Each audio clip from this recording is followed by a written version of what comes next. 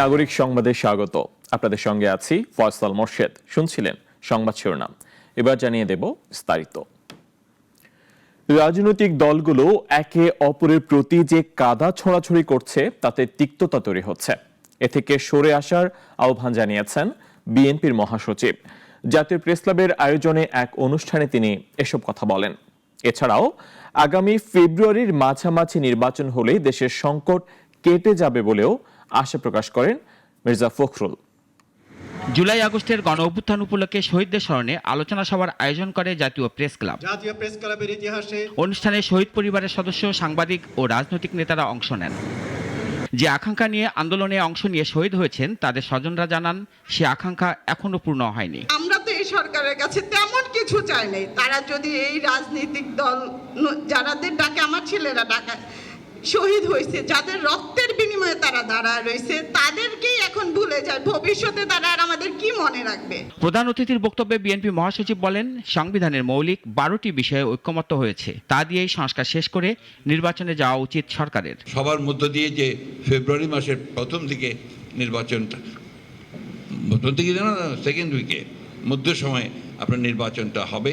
আমার মনে হয় যে সেটা হলেই বোধহয় অনেক সমস্যা, অনেক আমাদের দ্বিধা, সেই দ্বিধা কাটিয়ে আমরা একটা জায়গায় পৌঁছতে পারবো। দেশে এক ধরনের অস্থিরতা তৈরি হয়েছে। এর মধ্যে রাজনৈতিক দলগুলোকে একে অপরের প্রতি বোঝাপড়া থাকতে হবে বলে জানান মির্জা ফখরুল। গণতন্ত্র যাতে নস্যাৎ না হয় সেজন্য রাজনৈতিক দলগুলোকে সজাগ থাকার আহ্বানও জানান তিনি। রাজনৈতিক দলগুলোকে পারস্পরিক একটা বোঝাপড়া থাকতে হবে। এই বোঝাপড়া না থাকলে এই যে আমরা কাদা ছোড়াছুড়ি করছি, গণতন্ত্রের কাদা ছোড়াছুড়ি হবে, অনেক অনেক আপনার কথা আসবে, কিন্তু এটা একটা সীমা থাকা দরকার। তা নাহলে যেটা হয় সেটা হচ্ছে যে আপনার একটা তিক্ততা সৃষ্টি হয়, যে তিক্ততা ভবিষ্যতে গিয়ে রাজনীতিকে আরো কলুষিত করে। সঠিক পথে দেশকে না নিয়ে যেতে পারলে জাতি এবং শহীদদের কাছে কি জবাব দেয়া হবে তা ভেবে দেখার সময় এসেছে বলেও প্রশ্ন রাখেন বক্তারা। আমি আশা করব সেই পথে আমাদেরকে যেতে হবে না। রাশেদুল কাদির, নাগরিক, ঢাকা। জুলাইয়ের শেষ দিনেও ফের উত্তাল রাজধানী শাহবাগ। এবার জুলাই সনদ বাস্তবায়ন আর তা স্থায়ী বিধানে অন্তর্ভুক্ত করার দাবিতে এই অবস্থান কর্মসূচি। এতে সড়কে সৃষ্টি হয় তীব্র যানজট, ভোগান্তিতে পড়েন সাধারণ মানুষ। সকাল থেকেই প্লাকার্ড হাতে শাহবাগ মোড়ে জড়ো হয় আন্দোলনকারীরা। জুলাই যোদ্ধা সংসদ ব্যানারে শুরু হয় অবস্থান কর্মসূচি। অবরোধকারীদের দাবির মধ্যে রয়েছে জুলাই শহীদ ও যোদ্ধাদের স্বীকৃতি, শহীদ পরিবার ও আহতদের জন্য আজীবন সম্মাননা, চিকিৎসা ও শিক্ষা সুবিধা, আহতদের পুনর্বাসন আর বিশেষ আইনি সুরক্ষা কেন্দ্র গঠন। আমরা যারা আহত এবং শহীদ পরিবার আছে সারা বাংলাদেশ থেকে আমরা আসছি। আমরা সারা বাংলাদেশেরই মানুষ, আহত মানুষ এখানে আসছি আমাদের দাবি দেওয়ার। আমরা নিজ খরচে, নিজ দায়িত্বে আমরা এখানে আসছি আমাদের অধিকার, আমাদের দাবি পূরণ করার জন্য। আমাদের এখানে জুলাই ঘোষণা না দেবে ততদিন আমরা থাকতেছি, আমরা সাথে থাকতেছি, আমাদের জুলাই ঘোষণা করতে আমরা এখানে চলে আসবো। অবস্থানের কারণে শাহবাগ ও আশপাশের রাস্তাগুলো কার্যত বন্ধ হয়ে পড়েছে। সৃষ্টি হয়েছে তীব্র যানজট। এদিকে ভোগান্তিতে পড়েছে অফিসগামী আর সাধারণ মানুষ। এদিকে জাতীয় ঐক্যমত্য কমিশন আজকের মধ্যেই দ্বিতীয় পর্বের আলোচনা শেষে জুলাই সনদ চূড়ান্ত করতে চাইছে। তবে রাজনৈতিক দলগুলোর সঙ্গে সংলাপ এখনো চলমান। জিহাদুল ইসলাম, নাগরিক, ঢাকা। রাজধানীর পূর্বাচলে প্লট দুর্নীতির 3 মামলায় সাবেক প্রধানমন্ত্রী শেখ হাসিনা ও তার ছেলে সজীব ওয়াজেদ জয় এবং মেয়ে সাইমা ওয়াজেদ পুতুলের বিরুদ্ধে অভিযোগ গঠন করেছেন আদালত। এর মাধ্যমে এসব মামলার আনুষ্ঠানিক বিচার শুরু হলো। বৃহস্পতিবার ঢাকার বিশেষ জজ আদালত 5 এর বিচারক মোহাম্মদ আব্দুল্লাহ আল মামুন তাদের বিরুদ্ধে অভিযোগ গঠন করেন। আসামিরা পলাতক থাকায় এই মামলায় তাদের বিরুদ্ধে গ্রেফতারি পরোয়ানাও জারি করেছে আদালত। টোটাল আসামির সংখ্যা হচ্ছে মোট 27 জন। এই 27 জনকে বিচারের কাঠগড়ায় দাঁড়ানো অর্থাৎ সাক্ষ্য গ্রহণের জন্য আগামী 11 তারিখে 5 নম্বর কোর্টে বিশেষ জজ আদালত 5-এ এবং 13 তারিখে বিশেষ জজ আদালত 4-এ এই 3টে মামলায় 4-এ এবং 3টা মামলা 5 নম্বর কোর্টে। 2টা তারিখে বাদীদের সাক্ষ্য গ্রহণের জন্য ধার্য করা হয়েছে। এই মামলাগুলোর মধ্যে একটিতে শেখ হাসিনা সহ 12 জন, আরেকটিতে সজীব ওয়াজেদ জয় ও শেখ হাসিনা সহ 17 এবং অন্যটিতে সাইমা ওয়াজেদ পুতুল ও শেখ হাসিনা সহ 18 জন আসামি। এছাড়াও এদিন আসামিরা আদালতে উপস্থিত না থাকায় তাদের বিরুদ্ধে গ্রেফতারি পরোয়ানা জারির পাশাপাশি সাক্ষ্য গ্রহণের জন্য আগামী 11 আগস্ট দিন ধার্য করা হয়েছে। এর আগে পূর্বাচলের রাজুকের প্লট বরাদ্দের দুর্নীতির অভিযোগ করা মামলার সব আসামিকে আদালতে হাজির হতে গত 1 জুলাই পত্রিকায় বিজ্ঞপ্তি প্রকাশের নির্দেশ দেন আদালত। প্লট বরাদ্দের দুর্নীতির অভিযোগে গত জানুয়ারিতে পৃথক 6 মামলা দায়ের করে দুদক। মুনিয়া চৌধুরী, নাগরিক, ঢাকা। 18 বছর ধরে মানুষ ভোট দিতে পারেননি। আগামী নির্বাচনের মধ্য দিয়ে মানুষের সেই ভোটদানের আকাঙ্ক্ষা পূরণ হবে বলে মন্তব্য করেছেন আইন উপদেষ্টা। এদিকে প্রধান উপদেষ্টা প্রেস সচিব জানিয়েছেন, বাংলাদেশের নতুন রাজনৈতিক বন্দোবস্তের জন্য আগামী 5-6 দিন খুবই গুরুত্বপূর্ণ। দুপুরে সচিবালয়ের গণমাধ্যম কেন্দ্রে সাংবাদিকদের সঙ্গে মতবিনিময় সভায় অংশ নেন প্রধান উপদেষ্টার প্রেস সচিব। প্রেস সচিব বলেন, আগামী 5-6 দিনে আমরা বুঝব আমরা কোথায় যাচ্ছি।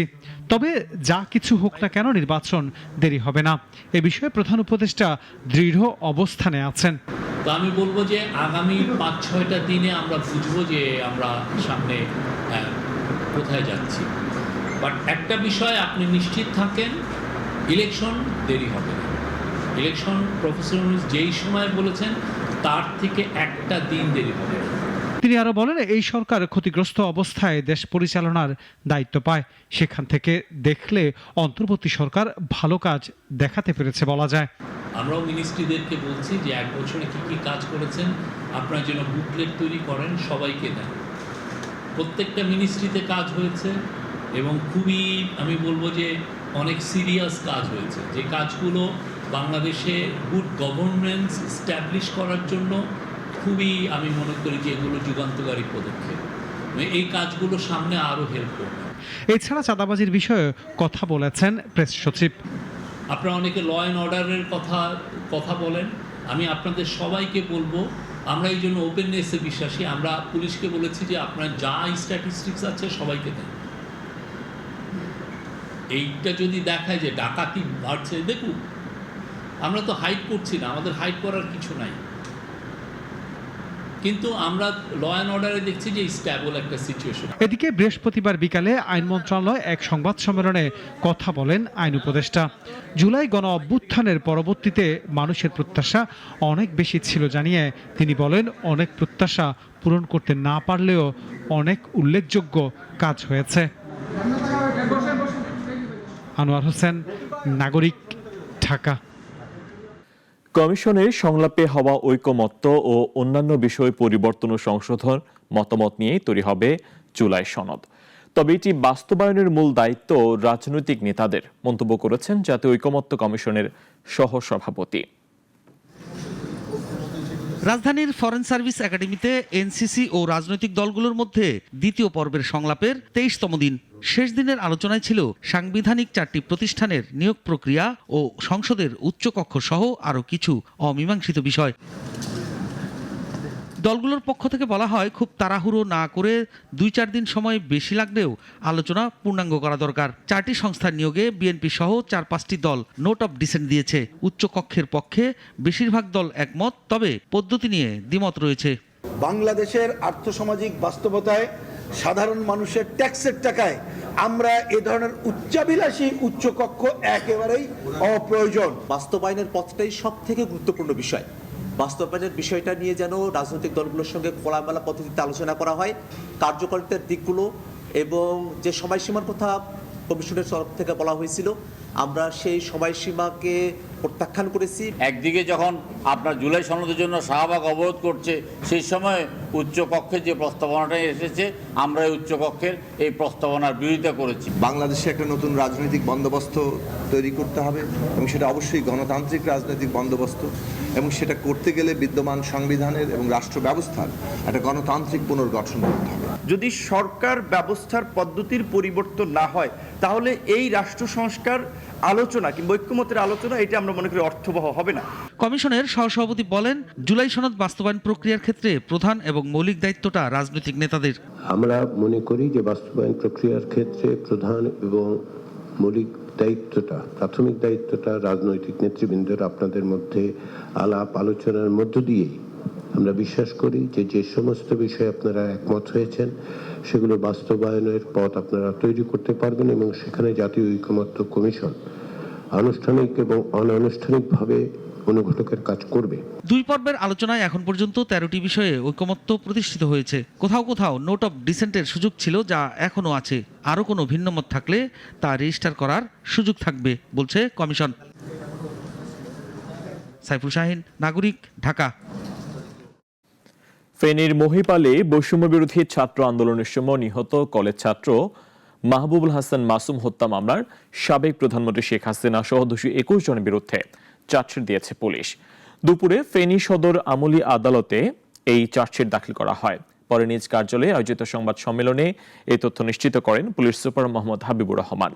চার্জশিটভুক্তদের মধ্যে রয়েছেন আওয়ামী লীগের সাধারণ সম্পাদক ওবায়দুল কাদের, সাবেক স্বরাষ্ট্রমন্ত্রী আসাদুজ্জামান খান কামাল, ফেনী 2 আসনের সাবেক সংসদ সদস্য নিজাম উদ্দিন হাজারী এবং ফেনী 3 আসনের সাবেক সংসদ সদস্য অবসরপ্রাপ্ত লেফটেন্যান্ট জেনারেল মাসুদ উদ্দিন চৌধুরী। তদন্ত সাপেক্ষে এখানে আমাদের সাবেক প্রধানমন্ত্রী শেখ হাসিনা, তার নাম সহ সাবেক স্বরাষ্ট্রমন্ত্রী আসাদুজ্জামান খান কামাল এবং সাবেক সড়ক যোগাযোগ মন্ত্রী ছিলেন ওবায়দুল কাদের সাহেব সহ এখানে ফেনী জেলা আছে নিজাম হাজারী, সাবেক সংসদ সদস্য, এবং মাসুদ খান চৌধুরী, সাবেক সংসদ সদস্য সহ অন্যান্য এখানে যারা এই ঘটনায় সম্পৃক্ততা পাওয়া গেছে তাদের নামে আমরা আজকে পুলিশ রিপোর্ট দাখিল করছি। এখানে প্রায় 1 বছর পর পুঁজিবাজারে লেনদেন ছাড়িয়েছে হাজার কোটি টাকা। বিনিয়োগকারীরা হচ্ছেন হাউসমুখী, বাড়ছে পুঁজিপতিদের সংখ্যা। তবে উপযুক্ত সময় হলেও দেখে শুনে বিনিয়োগের পরামর্শ বিশেষজ্ঞদের। সানি আহমেদের রিপোর্ট। আওয়ামী লীগের সাবেক শিল্প ও বাণিজ্য সম্পাদক আখতারুজ্জামান চৌধুরী বাবুর নিজ হাতে তৈরি আরামিড গ্রুপের 2 কোম্পানি আরামিড লিমিটেড এবং আরামিড সিমেন্ট পুঁজিবাজারে তালিকাভুক্ত। ইনভেস্টমেন্ট কর্পোরেশন অব বাংলাদেশ আইসিবিকে সঙ্গে নিয়ে অনেক আশায় কোম্পানিগুলো চালু করলেও শেষ পর্যন্ত পারেনি টিকতে। আরামিড সিমেন্ট বন্ধ আর আরামিড লিমিটেড ধুঁকছে।